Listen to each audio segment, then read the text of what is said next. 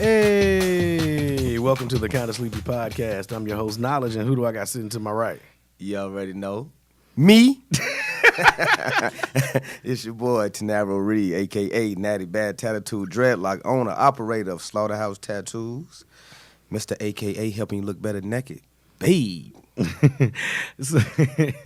And a grown-ass woman, a.k.a. Miss EP, a.k.a. the voice of reason. She's not here today. So let me start off right now with something. So I forgot to call you back the other night. Well, the other morning, because I woke up and saw it. I was like, dang, I need to call him back. Then I started looking for stuff for my black tie event I went to yesterday. Oh, right, yeah, I seen that on. I was being fancy. But look, boy, you look quite spiffy out there, boy. Man, I found a tuxedo for $100, bro. Boy, you found it at Goodwill? Nah, they got a consignment shop. His closet shit. down in Rock Hill. His closet. I'm gonna have to check that out. And the lady she takes neckties and she makes bow ties out of them with the matching pocket square.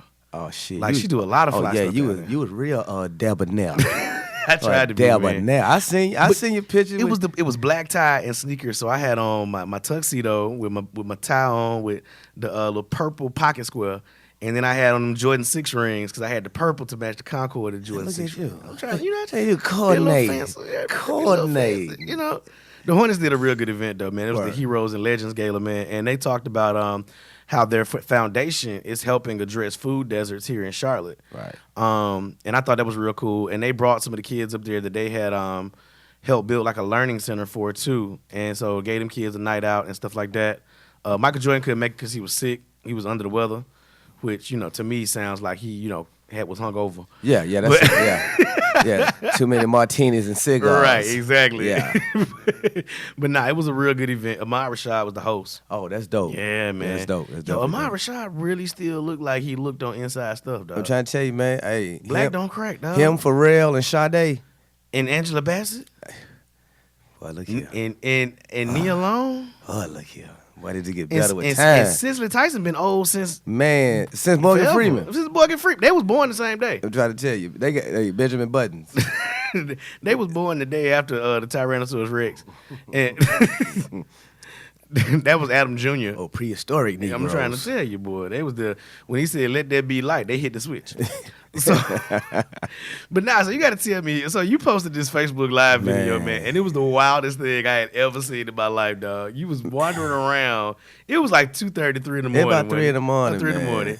And I was on my way home from a night out of foolishness, and you and debauchery.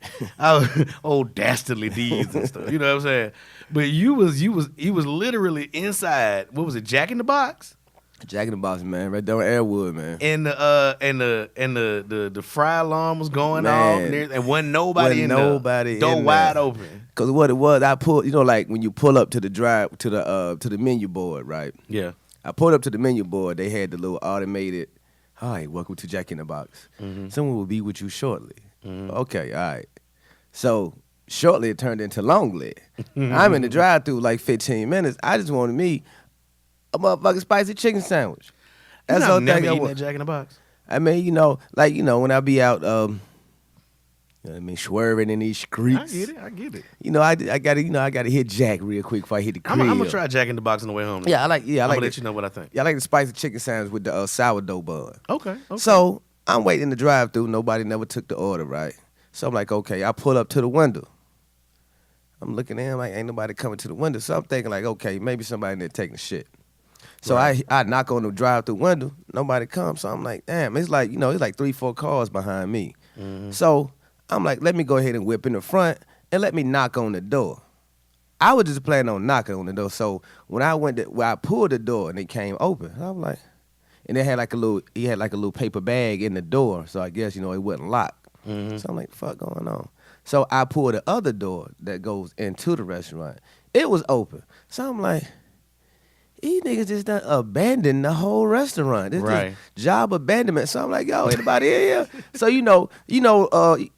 street intellect kick in. I'm like, well, I might have walked in on a jukes. You know what I mean? Right. So I'm like, look, let me go ahead and poop and scoop, make sure, you know what I mean, everybody all right. So, I hit the bathroom, boom, hit the female bathroom. I walked to the back.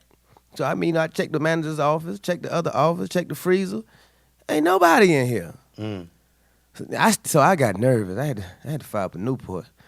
I know I know I shouldn't have been smoking in them people's restaurant, but I was nervous. But that'll make you nervous. So I tried to cut the fries off. I hadn't worked in fast food in a long time, so Right. I didn't know what them buttons was for. So, but I turn around. Here come Sleepy Sam. Yo. Bro, where you been? I ain't gonna lie, I went in daddy mode. You know what I mean? Where you been?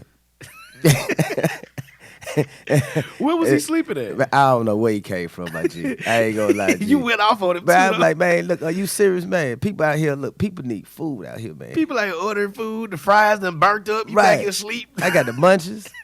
You got, come on, man. You fucking around with the fuck around game, man. Yeah, but my phone went dead, and I wanted to tell everybody, cause what kind of disturbed me a little bit that young man, 22 years old, they got him in this restaurant. I mean, wee hours of the night, 3:00 in the morning, By himself. by himself.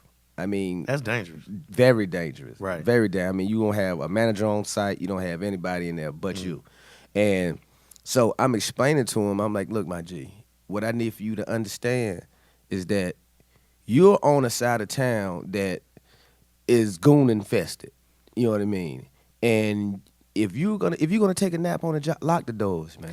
And the thing is, you'll get got in the freeway right there. You feel me? The freeway is right there. Look, one way, one light, pew. One light, one right. They gone. And that light will get ran. And I'm quick. like, look, and I'm trying to get him to understand. And I'm like, look, you worried about, me, all jokes aside, you worried about me having a camera phone on you. I say, but what if Channel 9 News is on your mama? What if these news cameras on your mama and news cameras on your daddy? Because they talking about what happened to you on your job. You know what I Right. mean? Got to be more careful That out job here, ain't young worth people. your life, dog. Right, you got to be more careful out here, though, young people. If you going to go to sleep on the job, you working in there by yourself, lock them doors. Yeah. Damn that drive-through. But to leave the whole restaurant wide open, man. Unsecured. Yeah, that blew my mind. That's crazy. It blew my mind. So does he still have his job? Do we know that? I have no idea. I have no idea. I mean, if I was him, I wouldn't want that job. Yeah, I mean, it throw me in there by myself at 3 a.m. G. yeah, I'm all for dudes getting their money the right way, and to me ain't no shame in working fast food. Yeah, Like, man. Yeah, get that bag. Get that check. get your money the right Yeah. way, because that's gonna keep you out of being in stuff the wrong way if Right. it has to. Keep but you out- the yeah, thing keep is, you at out the that same cell. time, be smart about it. Right, man. That's the big thing. And I just broke it down to the young cat, man. Let him know, look, man, you putting yourself in a bad situation. Because if you had came in there wanting to do some harm to him, It would have been an easy lick. right, real easy. It'd have been an easy lick. You know what I mean? So I hope the rationale sinks in. You know Man, what I I mean? hope so too. I'm gonna go by there and see if. Well, I'm not gonna Sleep see if it. he there, but Sleep I'm it, Sam. Yeah, I'm gonna have to try Jack in the Box on the way home.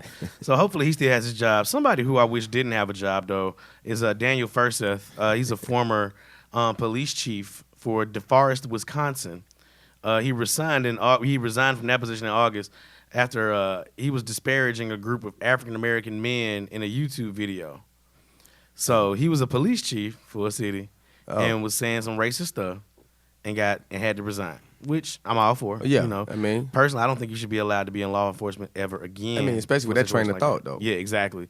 But now he has a new job working as a part-time patrol officer for the town of Madison Police Department.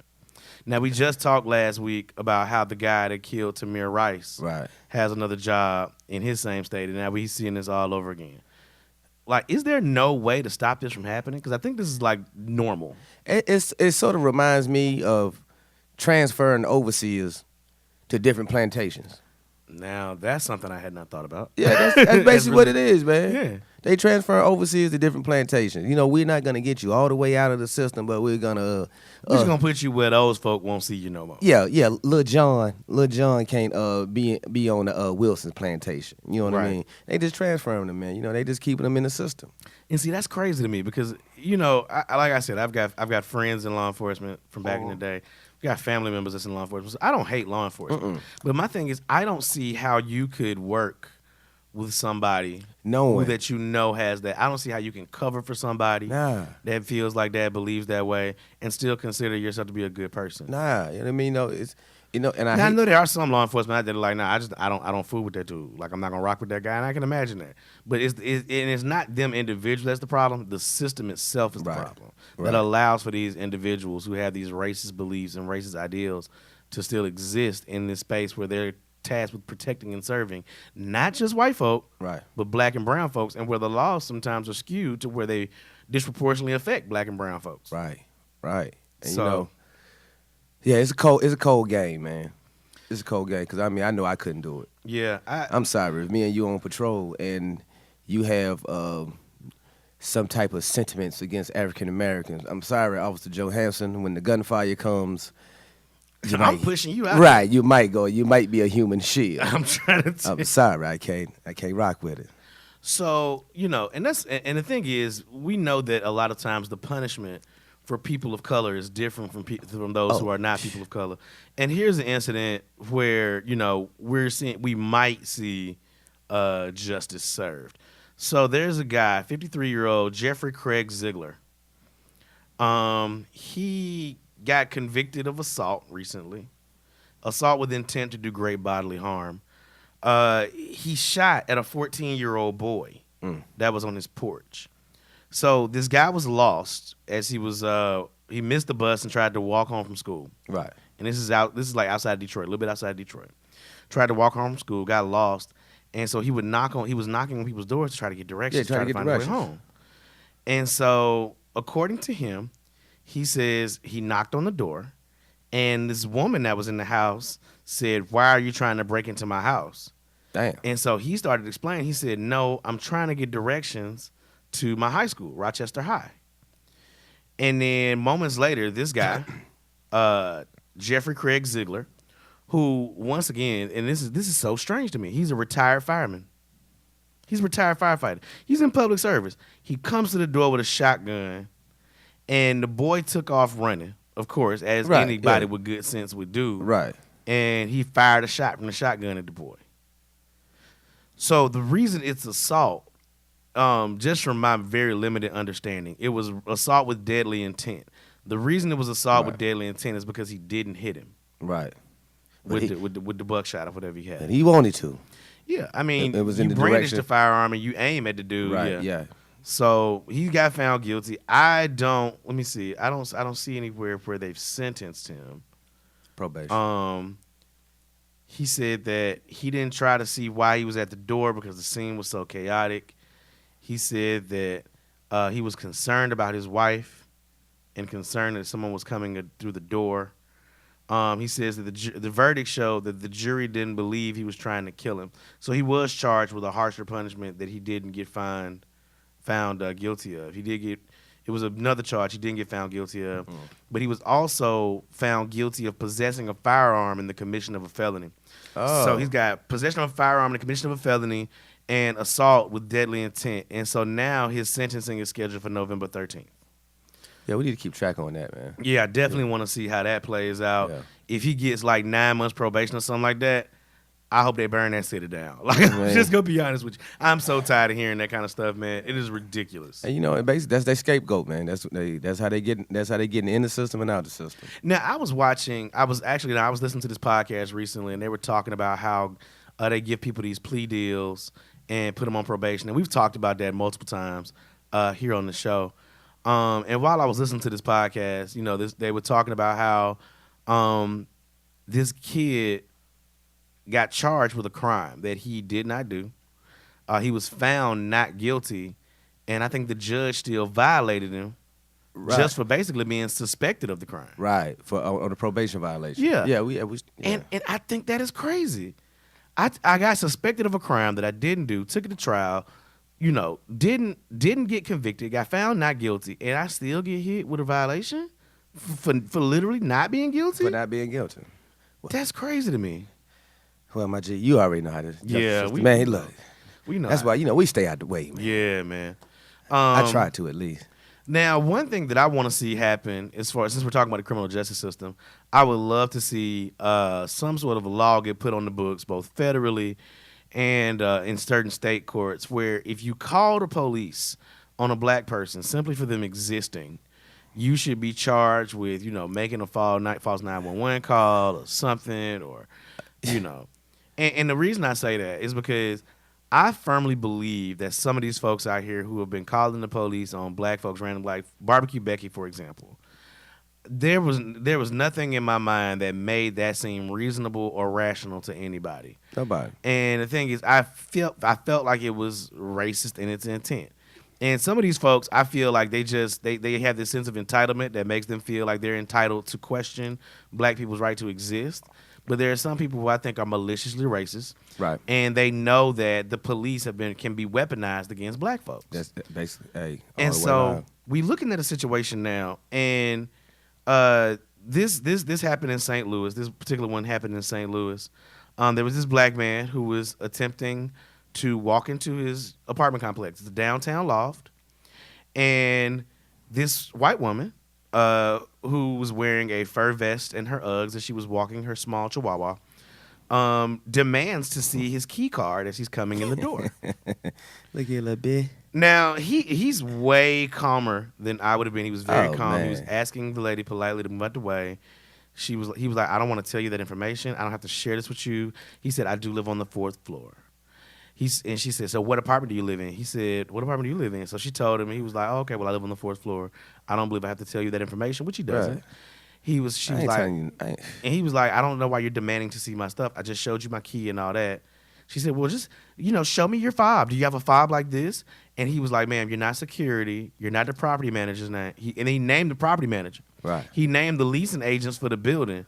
And then eventually he just walks right past her. Like she's like, are you serious? Are you kidding me?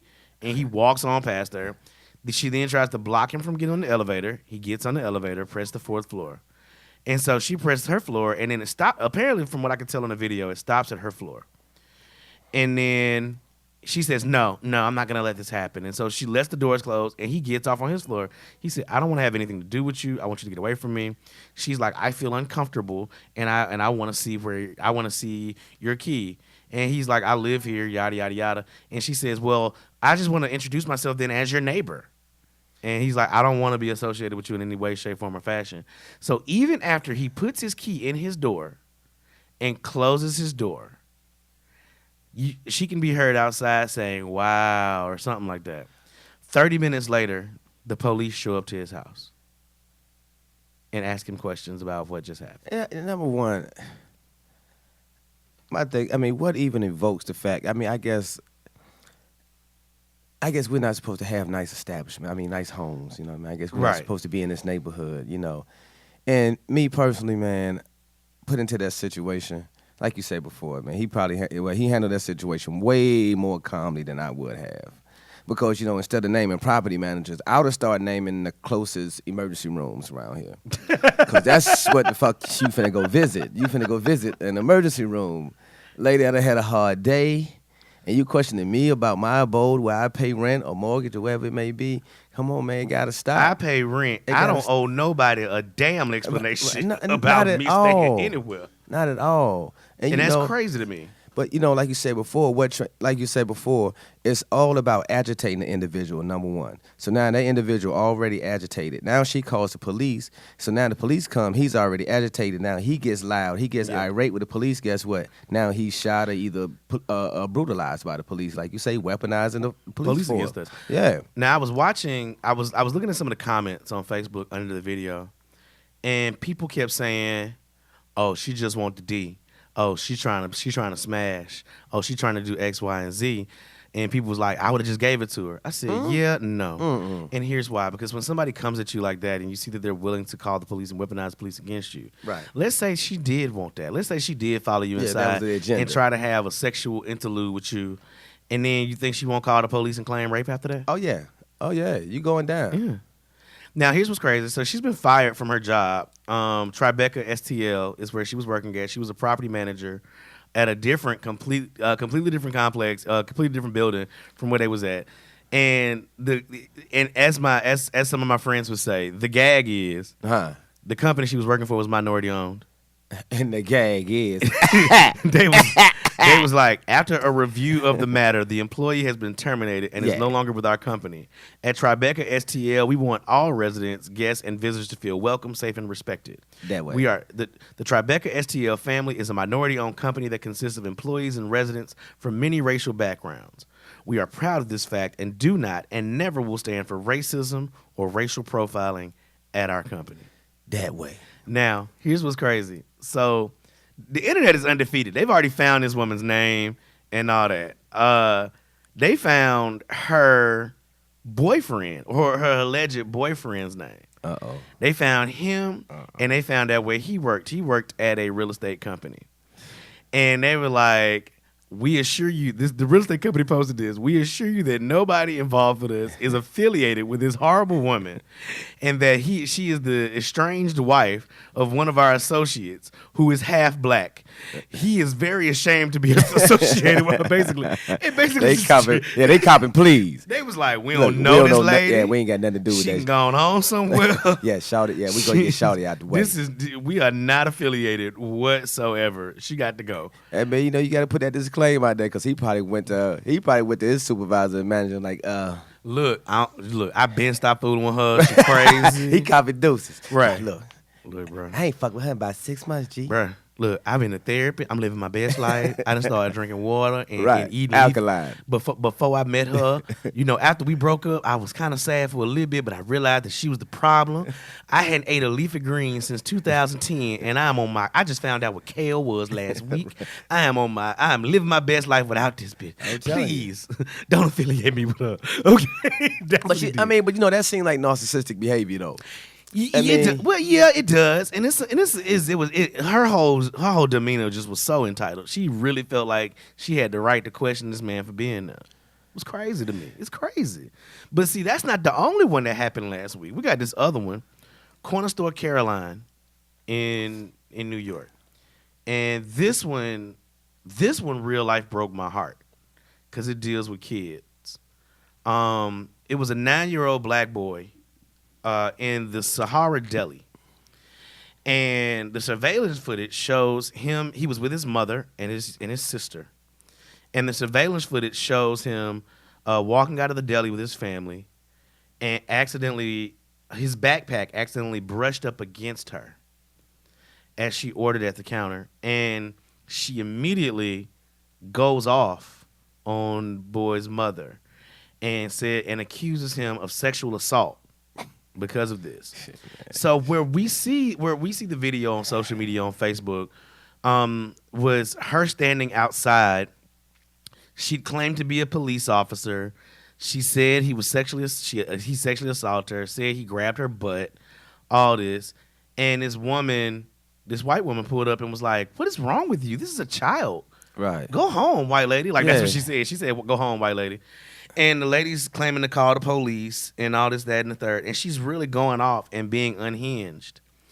And so they brought her back into the deli and they showed her the footage. And she was like, oh. And so she apologized to him. Oh, I was going to say, did she concede to the truth, actually? She told News 12 in Brooklyn, I was wrong. The child accidentally brushed me. And there was a crowd in the deli watching this. And they busted out laughing. And she said, "Young man, I don't know your name. I'm sorry." So here's what's crazy. She claimed to be calling the police. The police said that she never called. She said that she was a cop. She's not a cop. Oh, okay. Now, here's what's crazy. Like, literally hours before she was shown this video, she doubled down and said that she told News 11, Pix 11 up there that I was standing at the counter and I was sexually assaulted. I understand how it looks, but the boy's mother escalated and then I lost my temper at her, not at the child. Now, she said, as far as I could tell from the way it felt on my butt, that's what had happened. It's not the first time I've been grabbed on the ass by a kid. Now, if a book bag feel like a hand grabbing your ass, that means that your ass is very, very flat, man. Yeah, you got the pancake booty. Yeah. Yeah. Your back got hinges. You ain't even got a booty. Like you have to grip the sides of the toilet to stay on it because your booty can't keep you on it. Like You- that's it's- your struggle in life. Encyclopedia Britannica ass having you you iPad mini booty having you you curved flat screen Samsung. I mean, Now here's what's wild about it. So as she was giving her interview to Pix 11, her neighbors, her neighbors are the real MVPs. but I know 'Cause they was- smoked their boots. Oh, they was dragging her when the incident happened. But then while she was giving the interview, a group of the neighbors was like, nah, she trash. She got a history of calling the cops on people. Apparently, one of the people who went to interview her from Pix 11, when they went to her door, she called the cops on them, on the reporter. Now, here's what makes it so sad. When you look at the That's right. That's video, terrible. the young man who she accused, who's only 9 years old, Right. he's having a full-on traumatic meltdown. Like he is crying. Like and these are tears of fear. Like he is horribly afraid. But what kills me about this the most is that the first thing that came to my mind when I saw this, before I even looked at any of the commentary from the comments or anything like that, I thought about Emmett Till. Right. I thought about Tamir Rice. Tamir Rice. How our Right. children at such young ages, Emmett Till was 14. Tamir Rice was 12. This young man is 9. And they're getting younger and younger. And so I'm looking at it and I'm like, our children don't get the benefit of being children. They don't get the benefit of making a mistake or having an accident. And that's crazy. Like, one of my white friends got mad at me on Facebook because I said, I have to teach my children to survive. You get to teach your children how to live. And that's Right. two different thought processes. Right. That's two different mindsets. Like, I want my children to have the benefit of the privilege of being a child and being able to dream and not having to be on the defense or be on guard. But our children don't get that benefit. At all. I mean, forced to grow up quick, man. And like I say, even in children's situations, and you have other people who are turning it into, I mean, a simple brush up against you, you turn into a sexual assault. I mean, really? And my thing is, this ain't about no him too shit. Right. I mean, know. she must never been in the club before. Right. You know what I'm saying? She must never been to a bar before. Because the thing is about that, like, people bump into you. All the time. And the thing is that, yeah, there are situations where guys may grab a ass cheek or something like that, but this wasn't that. This clearly wasn't that. I mean, 5 fingers doesn't feel like a math book. Right. Come on, man. Get over yourself. That lady out her damn mind. Pancake Patty. Corner Store Caroline, I'm telling you. a.k.a. Pancake Patty, a.k.a. Flat Booty Friend. iPad mini. That's terrible. So, moving right along, we're going to switch gears for just a second. Speaking of New York, so there's a situation that happened this past weekend. There was a Republican event in New York City. And nobody, truth be told, I'm not really against Republicans. I'm not. I'm not for Democrats either. What I am against is racists and violent groups of entitled men who use politics as an excuse to act out in certain ways that they'll never be punished for. So there's this guy who is named Gavin McInnes. Sound like a beer. Right? Gavin McInnes is a co-founder of the media outlet Vice. Okay. He started a group for alt-right guys called the Proud Boys. Now, the Proud Boys posted videos of themselves beating up protesters outside an event in New York City on Friday. Oh. These videos have been shown thousands and thousands of times. You hear people being called faggot. You see people getting stomped. You see people getting threatened. You see people literally getting like mashed on, like they really like rolling out 30 deep and just mobbing. stomping people. Yeah, mobbing. I mean, 2018 lynching. Yeah, and they're beating these people, and nothing's happening. The police have done nothing. Now, allegedly, 3 people have been arrested. One of them is Caleb Perkins, age 35. One is Kai Russo, age 20. And one guy's named Finbar Slonim. And they were arraigned on charges of assault, larceny, aggravated harassment, attempted assault, and resisting arrest. Neither one of them sound like they get any poontang. But check this out. Check this out, though. The 3 people that were arrested weren't the people who were beating folks. Oh, okay. Scapegoats. They were people who were part of the anti-racist protesters. They were part of the group that was being victimized. Right. So they arrested the victims? America, America, America. So, like, for real, this is America. Yeah. America. This is America. Now, here's what's crazy. So, at the same time, from what I'm looking at here, this article was posted today on the 14th. There was a clash in Portland, Oregon, on the complete opposite side of the country. Outside of, so there was a group called Patriot Prayer, and there was a group of folks from Antifa. And they said that they saw, so what happened was some of the guys from Patriot Prayer said that they were hit with bear pepper spray and batons, and they were getting beat up by Antifa folks.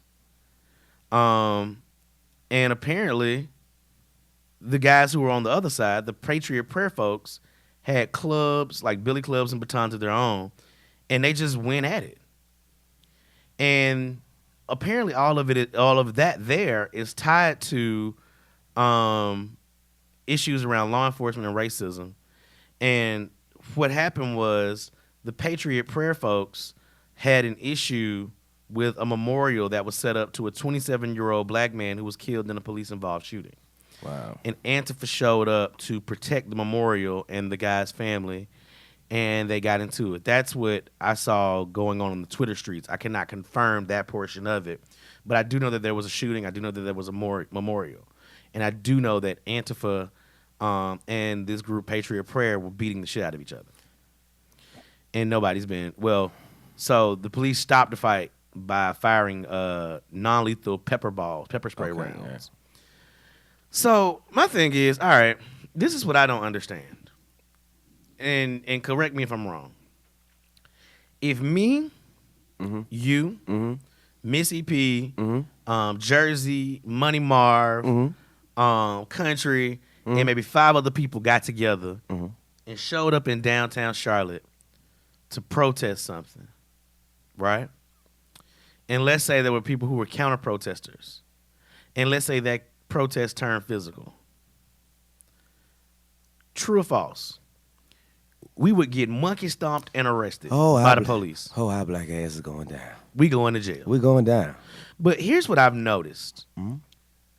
Whenever these groups of folks from Antifa and the Proud Boys or Patriot Prayer, whenever they get together, and whenever Antifa and Redneck Revolt get together and they go at it, because I like Antifa because I'm an anti-fascist. I'm completely against fascism. I like Redneck Revolt because I can appreciate white folks standing up for brown and black folk. I can appreciate that. But I've noticed that none of them, like, nobody really gets arrested. Nah. But when we had protests here in Charlotte, they hit a guy in the head. They shot a guy in the head with a non-lethal round, and he literally sat there bleeding on the sidewalk from his head. Right. They fired pepper spray at those guys in university and beat the crap out of a couple folks there. I mean, we get called terrorists. Yeah, we watched a guy, and when it happened here in Charlotte after the Keith Scott shooting, we watched a guy drive through protesters, hitting a couple folks, and get out and pull out a firearm. Right. He never got arrested. He was identified very quickly. Didn't get arrested. So we get called terrorists. Black Lives Matter gets blamed for white guys killing police officers. Right. What's going on? I mean, is basically, is reverse victimization. You know what I mean? That's basically what it is. Darvo. That's what. So there was a study. It was called Darvo, and this is a tactic that's often used by sex offenders and folks who don't like to be held accountable for their actions. It's an acronym. I think we talked about this last week.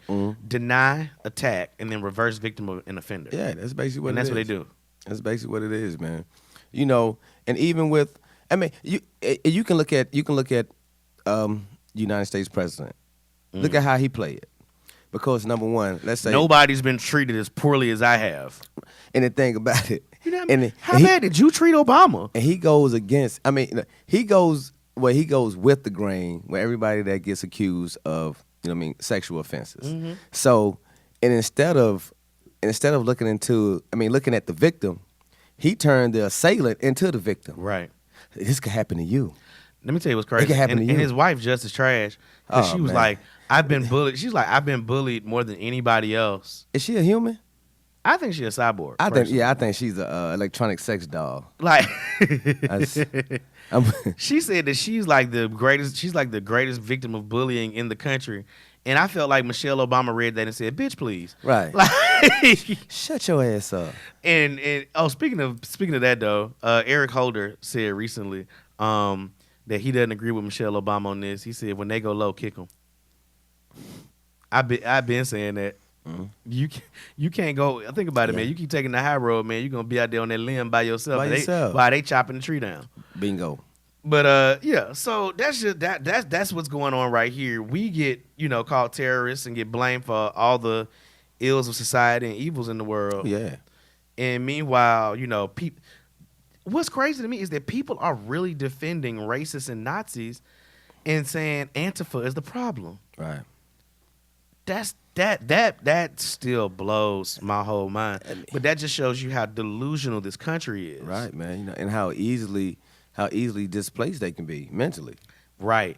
Now, let's take that one step further. So the Proud Boys and Patriot Prayer are groups of right-wing Republican groups who act out violently.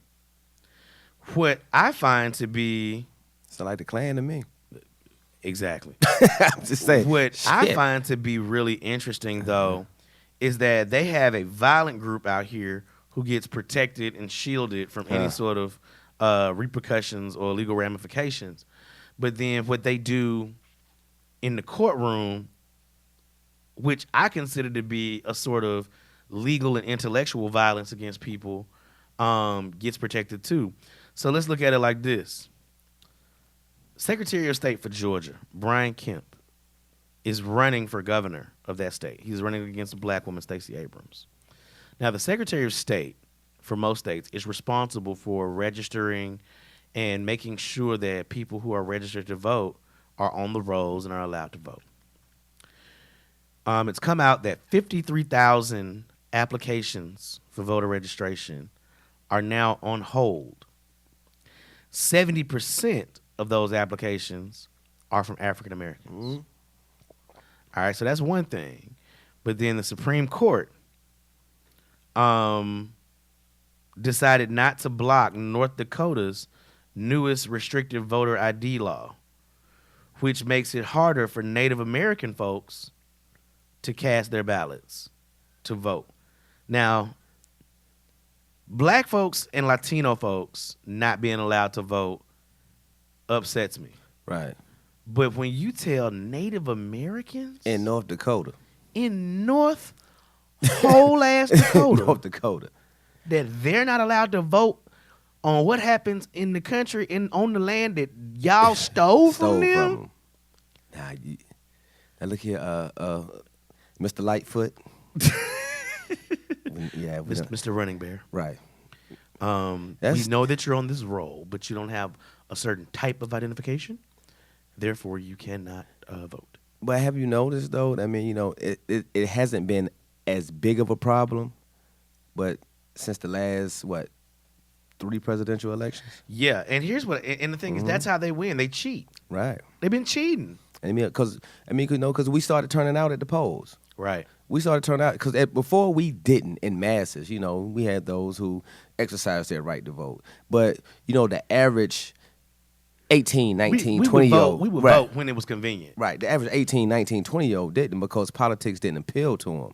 So whenever you have, like what President Obama did, he brought people into the forefront. I mean, as far as music entertainers, actors that the young people could relate to. Right. So now you have younger people who are exercising their right to vote, or know that their voice counts. Right. So now when you awaken something, they got to put it to sleep somehow. Right. So basically, that's what it's boiling down to. They trying to rock it to sleep. They like, okay, well, look, this is what we're going to do. We're going to shut down this voter zone right here that is predominantly African American. Now that happened in my home state, and it turned out they shut down in the Black Belt area, which is primarily black folks in an impoverished area of the state of Alabama. They shut down all the DMVs down there, so folks couldn't get IDs.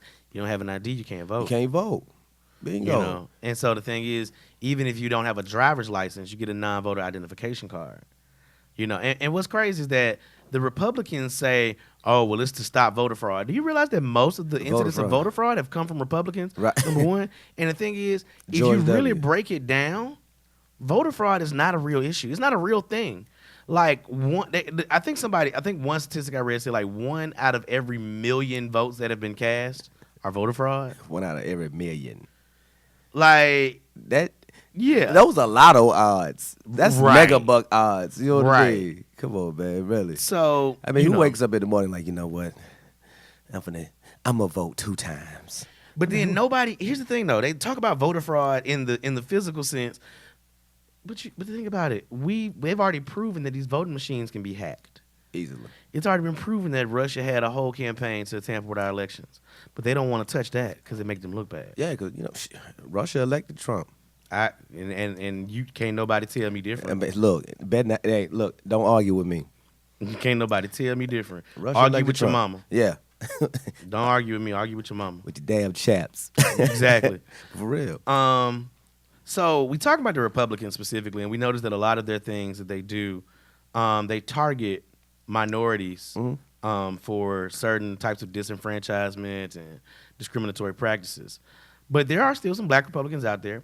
And the thing is, I think that more black people would be Republican if the Republicans weren't so racist. That's basically what it is. Because that's the only thing literally keeping black folks from being Republicans is the fact that they got racist in there. That's it. And that they feel like, and they don't have a problem with racism. But I think that's the next barrier that'll be crossed. Because because I honestly think that, once the eyes are open and like I said, once the eyes are open and we understand that our vote counts. So now that whenever we dwell into politics and hear what this party is saying and this party is saying, that you have no choice but to, gravitate towards the truth of what works for you. And we were raised that Democrat is the party that we're supposed to be. And you know what? And the reason it was like that was because the Democrats, when the Republicans decided that racism was going to be a good idea to hold on to, that's when everybody started switching to Democrats. When the Republicans started opposing the civil rights legislation of the 60s, that's when black folks started voting Democrats, because black folks started voting for their own civil rights. When black folks started voting for their own best interests, that's when the Republicans decided, hey, racism sounds like a pretty good platform campaign. Yeah, to keep them out our door. Yeah. And that's kind of how that happened. But what's really funny is that the black Republicans are usually an afterthought. Black folks, by and large, have conservative values, but black Republicans Black Republicans really do get treated like niggas in the Republican Party. Right. And the best example of that is what happened recently. So the Black Republican Trailblazer Awards were held last Monday, and the first ever black chairperson of the Republican National Committee from 2009 2011, Michael Steele. Yeah. He wasn't invited. Well, baby, you check that mailbox again and make sure I got my invitation. He was not invited. Didn't even get an invitation. This is what he said. He said, it is what it is. Oh. However, I was pleased to receive a personal call from Chairwoman McDaniel, who I've known and worked with for a while, expressing her regret for the mistake. My bad, nigga. To be honest, at this point, I have no feelings one way or another about such things. And so it's crazy. Like, it's just so much stuff that happens with the Republican Party regarding black folks that I just be like, how can anybody at this point look at this and say it's okay or be okay with it in any way, shape, form, or fashion? Either you agree with it and don't say nothing because you agree with it, or you just agree with it but don't want to say nothing and you pretend like it doesn't exist. It didn't happen. Right. Yeah. So, yeah, that's crazy. Speaking of black Republicans, Y'all ragged ass cousin Kanye. Oh man, Yeezy. Man, fuck Kanye. Man, make Kanye great again. We need 2006. You know what though? Here's what I've Yeezy realized back. though. Here's what I've realized. Kanye West doesn't make music for me anymore. I mean, but look. After My Beautiful Dark, so My Beautiful Dark Twisted Fantasy was Right, fire. That was fire. Right. College Dropout was fire, of course. Late Right. Registration was fire, of Right. course. Graduation, fire, of Right. course. 808s and Heartbreaks was straight. It was straight. Yeah, it was straight. It started to crumble after that. It was straight. Yeah. That Yeezy album that he made, that was trash. With New Slaves on it and all that. Blood from the trees. Blood on the Leaves. That's what. Yeah, that was trash. Yeah. My Beautiful Dark Twisted Fantasy was fire. Yeah. This last one, which I haven't got heard. through a ubiquitous clandestine source. Who? Yeah. What? I had to use the Joe Clark words right there. Oh, damn, B-side. Ye was trash. I have no doubt that this next album will be trash. Yeah. But I started realizing something though. I said from graduation on forward, Kanye didn't make music for us no more. I wouldn't even say. Well, you know what? You know, as an artist, you know, when you try to develop within your craft, And I can appreciate that. right? But he just. Because think about it, Jay has developed. Yeah, he went a little bit too left field for a lot of people to relate. You know, He doesn't make music for us anymore. He makes music for the people that he chooses to spend his time around and that he wants to be like. Yeah, you know, he make music for listening parties. Yeah. He makes music for those white suburban kids that are around listening his parties. area. You know, there's And so the thing is about it, you know, he went up there, him and Jim Brown, coon ass, went up there with Trump and was Jim. singing Trump's high praises. how you do that, Jim? I thought, man, nigga, you was. And here's what's crazy to me. Here's what annoys me is that the black folks who are caping for Kanye are more disturbing than Kanye at this point because y'all making all these random conspiracy excuses for Kanye. No, bruh. No. Even if Kanye is trolling and doing this for some vast conspiracy to try to help get Chicago some peace and get Larry Hoover free, he's still irresponsible. He's still irresponsible as hell. I don't believe it's conspiracy theory. I just believe that Kanye is, mentally disturbed, man. I think he's off. It's a screw loose. It's Yeah. a screw loose, G. Because if you looked at the last interviews, like the one he did with TMZ, Right. and you can tell all the lights ain't on. And we've talked about this a lot of times, man, especially on the podcast, that mental illness is a big deal when it comes down to the African American community. You know what I mean? Not to say that Kanye is in the African American community, but he might feel like, okay, well, I'm good. Because we always been taught that, okay, well, look, you'll be all right. You don't have to do this. You don't have to take medication. You don't have to seek therapy. You don't have to do this. You don't have to do that. And I feel like Kanye is having a meltdown. He doesn't have anybody around him to help hold him up, or somebody that's going to keep a foot in his ass and say, look here, my G. Now, I'm glad you said that. You tripping. I'm glad you said that. Now, check this out. So, Kanye started a rant on Twitter. Okay? He said that's mind control. When people try to influence you on social media or try to tell you what to do, that's the echo chamber that's trying to control you based off incentivizing you, based off getting enough likes. And that's the poison that's happening with social media. I don't disagree with that. Yeah, I don't disagree with that. Not at I do all. think that there's a thought process there that people say stuff and do stuff for likes, and there's an echo chamber that goes along with that. But then he goes on to say, people try to tell me what to do. I feel like they're touching my brain. These people, black people, people on social media, people trying to control us, they're trying to control our mind. They're trying to control my mind.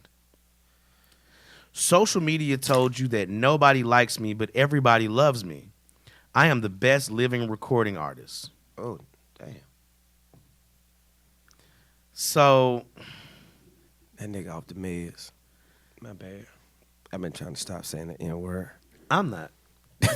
You got to call a spade sometimes. You gotta call so I'm gonna call this spade. Some people are just I'm gonna niggas. call this spade a nigga. Yeah, it's a nigga. It's some nigga shit going Kanye on. is done. Honestly, and I'm gonna ask you about this. We're gonna do this live on the air. We're gonna ask this question live right here, so that anybody listening to this can hold us accountable for it. This is episode 48. Yeah, please. So episode 48, I'm gonna ask you this: can we just ignore Kanye on this show? How you feel about that? He's not coming back. I'm just gonna tell you that off. Yeah, right. But at the end of the day, if we just totally ignore what he's doing, because the meltdown is coming, and it's gonna be public. It's gonna be publicized, and you know who's gonna publicize it? Their president. Yeah, their president. Donald Trump is gonna publicize. The meltdown of one of the iconic individuals we had coming up in music. And it's going to happen right in front of our face. So I say, why turn the TV off? We might well address it, let it see it go down, and then so that everybody else will have an insight to what happens whenever you play puppet to a system that don't give a fuck about you. Yeah. So I say turn the TV down, turn the volume down, but don't turn the TV off. Okay. Yeah. So let's talk about our boy, who's become one of my favorites as of late, Clifford Harris, aka T.I. Right. My man. So let's read. I gotta read what Clifford Harris said on Instagram, and he posted a video clip on Instagram from Sean King's page about with Trump and Sunken Place. He said, "Now I've been extremely patient and made it a point not to jump to any premature conclusions about Ye and his antics, partially due to the lessons learned from the outcome of other similar situations dealing with my brother Wayne, right, which I admittedly mishandled a bit in hindsight. Right. But now this shit is next level. Futuristic, Sambo, hopping Bob, Steven off Django ass shit, Ye. Right. From what I can gather, this is the most repulsive, disgraceful, embarrassing act of desperation and auctioning off one's soul to gain power I've ever seen. Now, I recall you asking me to come with you to have this meeting, and I declined, naturally. But, bro, if and time, and he spelled it just like that, if and time I would have been in there with you and you behaved that spinelessly in my presence, I feel that I'd be compelled to slap the fuck out you, bro, for the people. You ass kissing and bootlicking on a whole new level, and I refuse to associate myself with something so vile, weak, and inconsiderate to the effect that this has on the greater good of all our people. I'm a true believer in it ain't what you do, it's how you do it. And this shit is regurgitating. I think he meant revolting, but yeah. At one time, it was a pleasure to work alongside you. Now, I'm ashamed to have ever been associated with you. To all the people who follow Ye musically, socially, or even personally, who are confused, heartbroken, infuriated, let me make this clear. This shit ain't cool. This is a move Ye made for Ye. That's it. This is a play to put him in a position he'd like to see himself in. We are not on his mind as he makes these comments and decisions. Don't follow this puppet. Because as long as I've lived, I've learned that it benefits a man nothing at all to gain the world. If to do so, he must lose his soul. We just saw Mr. West's soul on auction. If you listen closely, you can hear the tears of our ancestors hit the floor. All I can say is, I've reached my limits. This is my stop. I'm officially done. Fuck Trump and his little cookie boy. Us or else. Hey. Salute to Tip. Yeah, shout out Tip. Shout out to Tip. Salute to Tip. One. Tip is my hero. Tip is my favorite person this week. And I just love the way him and Meek have just came into their roles. You know what I mean? You know what? I dig it. It's this poem by Black Ice. He said, and he said they took our businessmen and made them drug dealers. Took all our what do you say? Said, took all our leaders, made them rappers just flapping their jaws, afraid to admit their treason. Took all our soldiers for the cause and made us killers for no reason. And I was like, man, what we're seeing now, I think with these guys specifically, is kind of a shift, kind of a changing of the guard, where these guys are realizing, hey, and I think it's awakening a lot of people. Yeah. These guys are realizing that, hey, I've been a part of this system that jammed people up. Let me see if I can't help people. They make the music that we dance to, that we vibe with. We get that. Right. And as Chuck D once said, that hip hop is the CNN of the ghetto. So I've always said that, what these guys rap about is what they see. What they see. They're not encouraging you to do it. They're relating their stories. That's all. And reporting live from the trap. Exactly. And so the thing is, I like the fact that they're doing this. That they're also getting involved in the community. And the thing is, what I loved about, like, when Snoop said F Kanye, and called him all sorts of names. You can't deny what Snoop do in the community. Right. You look at Snoop resume, you look at Snoop pedigree, you see what he do in the community.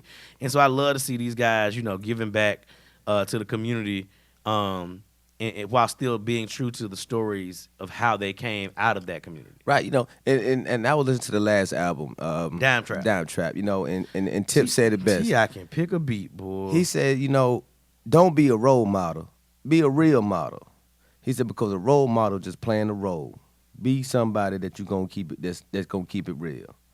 So I feel like a lot of role models are coming into a lane of being real models out here. And that's what's up. And that's what that's what the kids need, man. You know what I'm saying? That's what they need. That's what the youth need out here. Everybody want to be Meek, popping the willies and rapping, but can you be Meek when he's politically aware? Yeah, when he let you know that the car's a double stack, and he tell you to stay woke. Absolutely. That's all I got for the week, man. So we done, man. Man, but I just want to plug, man. I mean, not this week coming up. I mean, the week after. Yeah, 26th and 28th. You know what I mean? Your boy gonna be out there doing his thug thizzle. You know what I mean? You know what I'm saying? Done. Yo, you got to look like you just saw some gold BBSs right there. That's yeah. Like you just saw some gold. Yo, you got. I know he didn't do it. Yo, I'm about to make these drop offs. Yo, I'm telling you, they look like the spaceship. They're like a spaceship. You got that gold futuristic BBSs on gold that BBSs on. Yeah, I was smiling hard, wasn't it? Yeah, man. I'm excited for you, man. I'm really excited for you. Look, man, I ain't gonna lie, man. I'm waiting to unveil this banner. You know what I mean?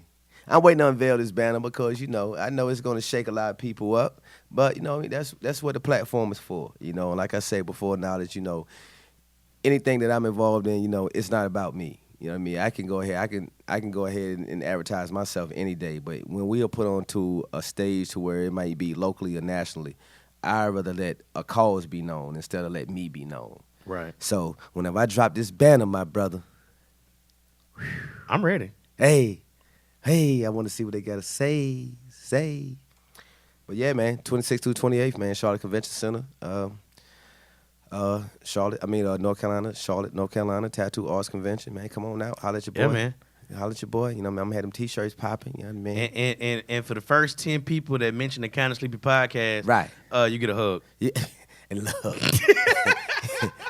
I mean, I might have a little something in the cooler for them. Oh yeah, we'll give you a drink. Yeah, we give have you a little something in the cooler. But that's it. You ain't gonna get much more than that. I'm trying to tell you. We on a budget. Oh, So anyway, that's gonna do it for us here at the Kind of Sleepy podcast. You got anything to tell the people before we go? Man, look, don't be fucking around with Jack in the Box at 3:00 on Airwood. That's all.